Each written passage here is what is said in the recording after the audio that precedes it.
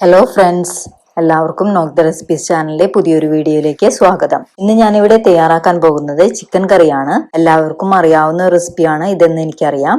എന്നാലും എൻ്റെ ചിക്കൻ കറി വെക്കുന്ന രീതി ഒന്ന് പരിചയപ്പെടുത്താമെന്ന് കരുതി. നിങ്ങൾ വെക്കുന്ന രീതി അല്ലെങ്കിൽ നിങ്ങൾക്ക് ഒന്ന് ട്രൈ ചെയ്ത് നോക്കാലോ. അപ്പോൾ ഇൻഗ്രീഡിയൻസിന് മുന്നേ ചാനൽ സബ്സ്ക്രൈബ് ചെയ്യാനും വീഡിയോ മുഴുവനായും കണ്ട് ലൈക്ക് ചെയ്യാനും മറക്കരുത്. ഇന്നലെ ഇൻഗ്രീഡിയൻസ് നോക്കാം.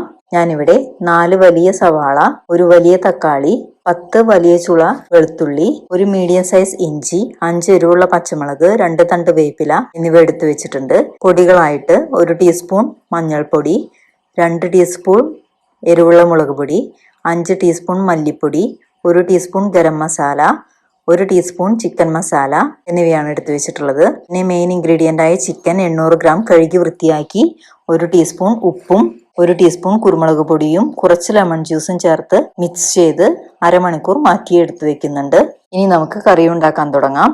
ആദ്യം ഒരു പാനിലേക്ക് 4 ടീസ്പൂൺ വെളിച്ചെണ്ണ ഒഴിച്ച് ചൂടായി വന്നാൽ നന്നായി ചതച്ചെടുത്ത ഇഞ്ചിയും വെളുത്തുള്ളിയും വേപ്പിലയും ചേർത്ത് നന്നായി മൂപ്പിച്ചെടുക്കണം. ഇത് നന്നായി മൂത്ത് വന്നാൽ പച്ചമുളക് നടുകീറിയിട്ട് ചേർത്ത് കൊടുക്കാം. പിന്നെ നമുക്ക് സവാളയും 1/2 ടീസ്പൂൺ ഉപ്പും ചേർത്ത് നന്നായി ബ്രൗൺ നിറമാകുന്നവരെ വഴറ്റി കൊടുക്കണം. സവാള നന്നായി ബ്രൗൺ നിറമായി വന്നതിന് ശേഷം എടുത്തു വെച്ചിരിക്കുന്ന എല്ലാ പൊടികളും ചേർത്ത് കൊടുക്കാം. ഇനി പൊടികളൊക്കെ മൂത്ത് പച്ചമണം മാറുന്നവരെ ഒരു 2 മിനിറ്റ് ലോ ഫ്ലെയിമിൽ വഴറ്റി കൊടുക്കാം. ഇനി അടുത്തത് അരിഞ്ഞു വെച്ചിരിക്കുന്ന തക്കാളി ചേർത്ത് എല്ലാം നന്നായി മിക്സ് ചെയ്ത് കൊടുത്ത് തക്കാളി വേവുന്ന വരെ അടച്ചു വെച്ച് വേവിക്കണം. പൊടികൾ എപ്പോഴും തക്കാളി ചേർക്കുന്നതിന് മുന്നേ ചേർത്ത് കൊടുക്കണം, അല്ലെങ്കിൽ തക്കാളിയിലുള്ള വെള്ളം കാരണം പൊടികൾ ശരിക്ക് മൂത്ത് കിട്ടില്ല.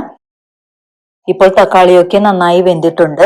എല്ലാം തവി വെച്ച് ഒന്ന് ഉടച്ചു ചേർത്ത് ഇതിലേക്ക് നമ്മുടെ ചിക്കൻ ചേർത്ത് നന്നായി എല്ലാം മിക്സ് ചെയ്തെടുക്കാം. ഇനി ഞാനിവിടെ 1/2 കപ്പ് നാളികേരത്തിന്റെ കൂടെ ഒരു 1/2 ടീസ്പൂൺ വലിയ ജീരകം ചേർത്ത് പെരിഞ്ജീരകം ചേർത്ത് അരച്ച് പാലെടുത്ത് ചേർത്ത് കൊടുക്കുന്നുണ്ട്. ഈ സ്റ്റെപ്പ് നിങ്ങൾക്ക് താല്പര്യമില്ലെങ്കിൽ ഒഴിവാക്കാം. പക്ഷെ ഇങ്ങനെ ചെയ്യുമ്പോൾ നമ്മുടെ കറി നല്ല ടേസ്റ്റിയും ആകും. പിന്നെ ആവശ്യത്തിന് ഗ്രേവി ആക്കി എടുക്കാനും പറ്റും. ഇനി ഇത് ഒരു മീഡിയം ഫ്ലെയിമിൽ ചിക്കൻ വേവുന്ന വരെ മൂടിയിട്ട് വേവിക്കണം. എനിക്കിവിടെ 25 മിനിറ്റ് ആയപ്പോൾ ചിക്കൻ വേവൊക്കെ പാകമായി കിട്ടിയിട്ടുണ്ട്. നിങ്ങൾക്ക് കിട്ടുന്ന ചിക്കൻ അനുസരിച്ച് കുക്കിംഗ് ടൈം വ്യത്യാസം വരും.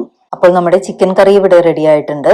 അവസാനമായി ഒരു പിടി മല്ലിയിലയും ഫ്രഷായി ഗ്രൈൻഡ് ചെയ്ത കുറച്ച് ബ്ലാക്ക് പെപ്പറും കൂടി ചേർത്ത് കൊടുക്കുന്നുണ്ട്. എനിക്ക് ഉപ്പും എരിവും എല്ലാം കറക്റ്റ് ആയിട്ടുണ്ട്. സ്പൈസ് ലെവലൊക്കെ നിങ്ങളുടെ താല്പര്യം പോലെ അഡ്ജസ്റ്റ് ചെയ്ത് കൊടുക്കാൻ മറക്കരുത്. അപ്പോൾ എല്ലാവരും ട്രൈ ചെയ്ത് നോക്കി അഭിപ്രായങ്ങൾ കമന്റ് ചെയ്യാനും വീഡിയോ ഷെയർ ചെയ്ത് കൊടുക്കാനും മറക്കരുത്. എന്നാൽ മറ്റൊരു വീഡിയോയുമായി വരുന്നവരെ bye, take care, stay healthy and be happy. Thank U.